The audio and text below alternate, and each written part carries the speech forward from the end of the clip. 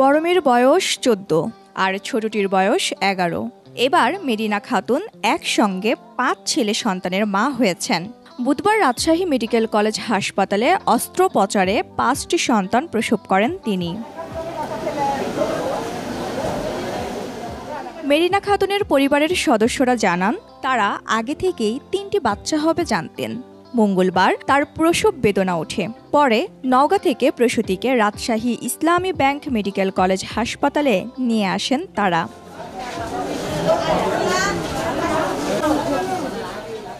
এখানকার চিকিৎসকেরা পরীক্ষা নিরীক্ষার পর রাজশাহী মেডিকেল কলেজ হাসপাতালে ভর্তি করার পরামর্শ দেন।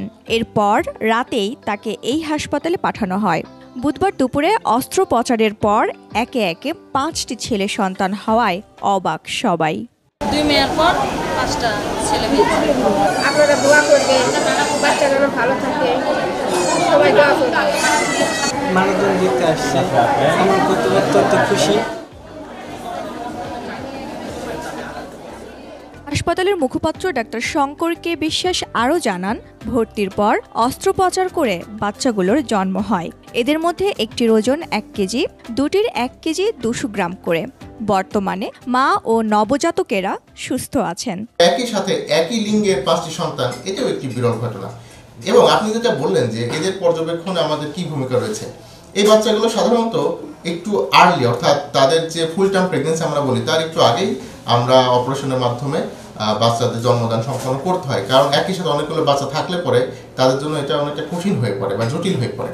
তো তাই আমরা নিবিড় পর্যবেক্ষণে রেখেছি এই কারণে এই বাচ্চাগুলো সেপ্টিসেমিয়া বা ইনফেকশন হওয়ার প্রবণতা অনেক বেশি থাকে। তো এখনই আসলে বলা মুশকিল। এখন পর্যন্ত বাচ্চারা স্থিতিশীল রয়েছেন, সুস্থ রয়েছেন, তারপরে আমরা সার্বিক তাদের পর্যবেক্ষণে রেখেছি। হ্যাঁ, গতকালকে আনুমানিক দুপুর ১ ঘটিকা নাগাদ ২২ নম্বর গাইনি ওয়ার্ডে অধ্যাপক ডাক্তার রোকেয়া ম্যাডামের তত্ত্বাবধানে একটি সিজারিয়ান অস্ত্রোপচারের মাধ্যমে প্রসূতি মহিলা ৫টি ছেলে সন্তানের জন্ম দিয়েছেন একই সাথে। বর্তমানে ৫টি ছেলে সন্তান এবং মা সবাই স্থিতিশীল রয়েছেন, সুস্থ রয়েছেন। মেরিনা খাতুন বর্তমানে হাসপাতালের ২৬ নম্বর ওয়ার্ডের চিকিৎসাধীন। তিনি নওগাঁর বদলগাছি উপজেলার শ্রীরামপুর গ্রামের বাসিন্দা। তার স্বামী আব্দুল মজিদ মালয়েশিয়া প্রবাসী। বাহিলা ইসলাম, ২১ টেলিভিশন।